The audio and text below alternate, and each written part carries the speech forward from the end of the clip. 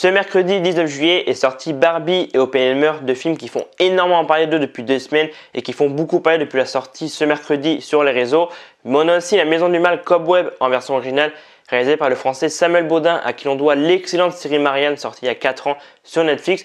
Le réalisateur français est donc de retour 4 ans après Marianne sur Netflix, avec son premier film sorti donc ce 19 juillet aussi, comme Barbie et Oppenheimer au cinéma en France.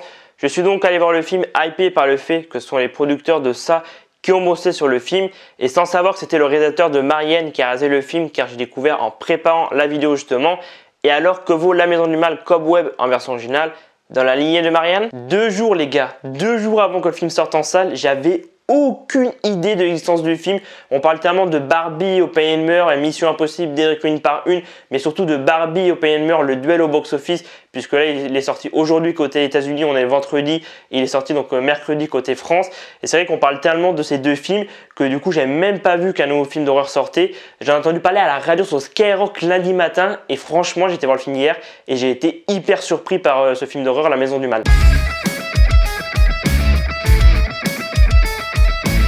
Et j'ai trouvé Cobweb très sympa pour ma part et bien angoissant.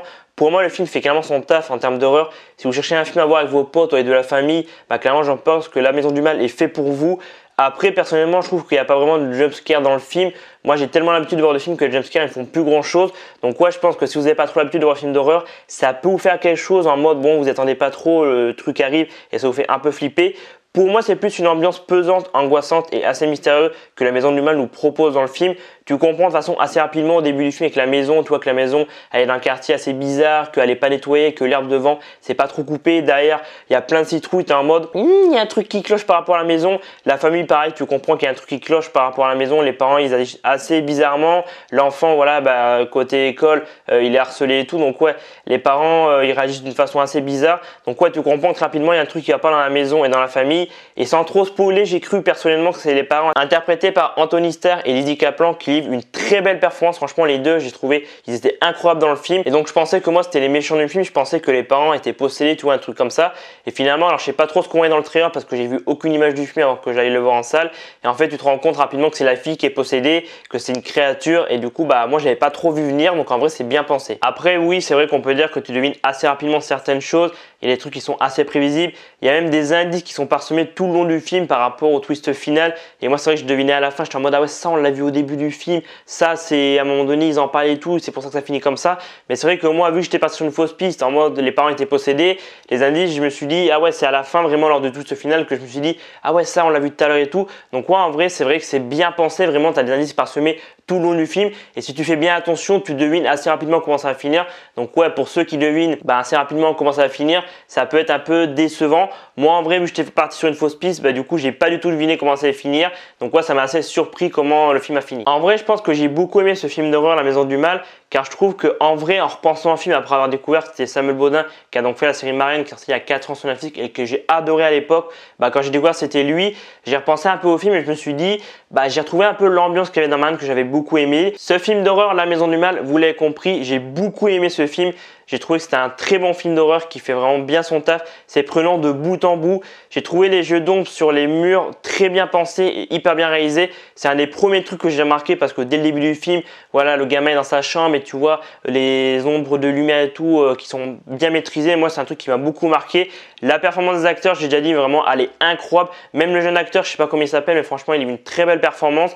La prof, en vrai, bon, elle, je sais pas, sert trop à quoi, vient là pour voir comment va le gamin, mais finalement, au final, ça se retourne contre elle parce qu'elle se retrouve piégée dans le truc, machin. Donc ouais, ce personnage, pour moi, il sert pas à grand chose, c'est juste pour, voilà, voir comment va le gamin et tout. Donc ouais, la performance des acteurs est incroyable.